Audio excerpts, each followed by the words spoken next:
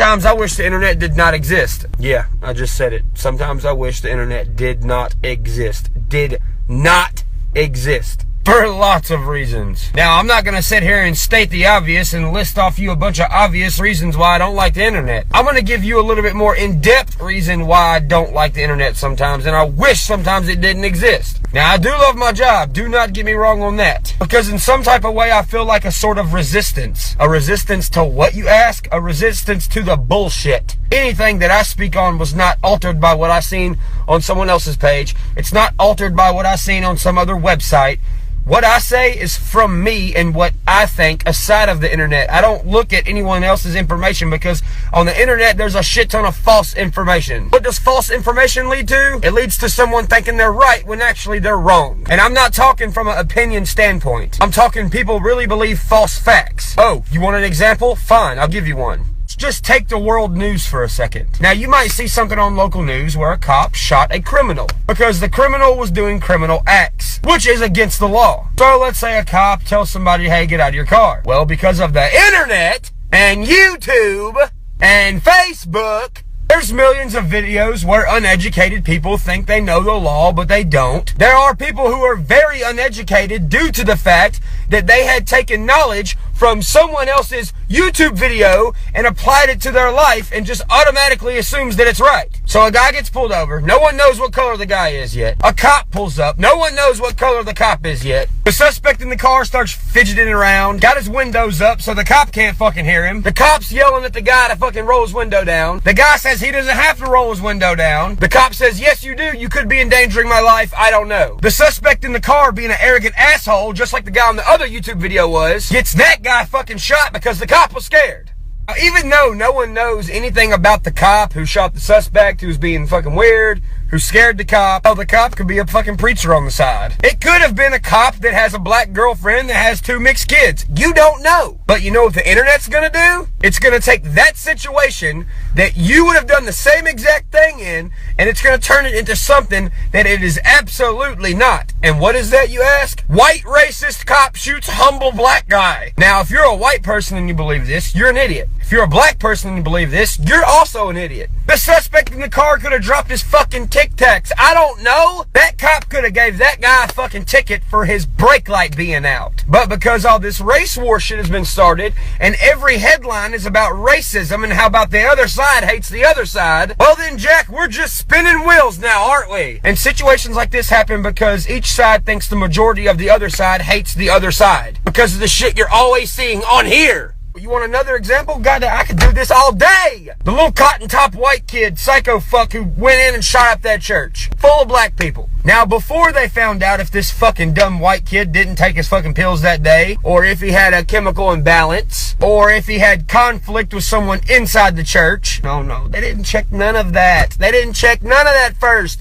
They didn't tell you none of that on the TV first.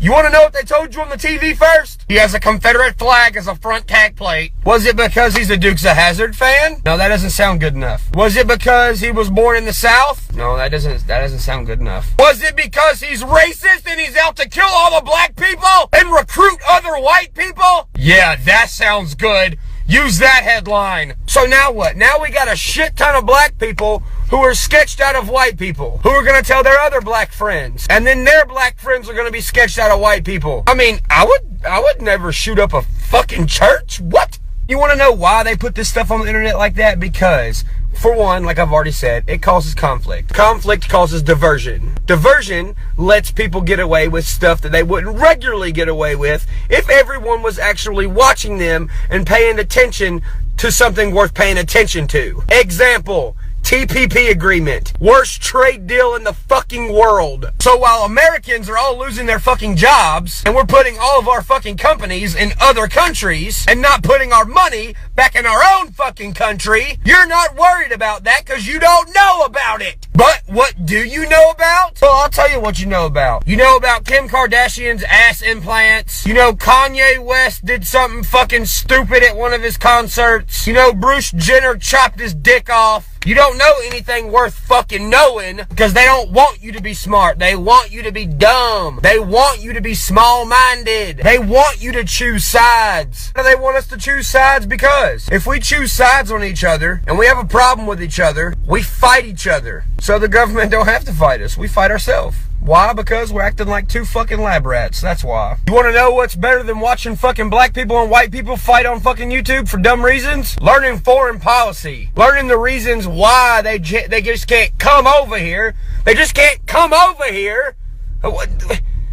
They've never lived in this country. Our country is different than theirs. Why do you think they have to go get fucking green cards and stuff? There's some parts of Mexico every day where the fucking Mexican mafia is rolling through that bitch fucking cutting people's heads off and throwing them in the fucking street. How do I know that? Because I learned my motherfucking self because my aunt is married to my uncle and my uncle is from Mexico. So my knowledge about Mexico comes from fucking Mexico, not the internet. Our lifestyle over here is different. They have to learn how we lived in order to cope with us. Hell, there's parts of the world where by the time a kid's 8 years old, he's already trained to be a fucking lethal warrior that will kill your ass. You want to know what American kids do at age 8? Fucking yell at you and wait for you to put on bubble guppies and fix them a fucking Pop-Tart. Darn, I wonder why all the refugees just can't come over here and hang out with us. Do you now? I'm done with this video. That's all I'm going to say. Don't believe nothing unless it comes from the horse's mouth. And I'm not telling you to go listen to the donkey who listened to the zebra who listened to the giraffe that got told by the fucking horse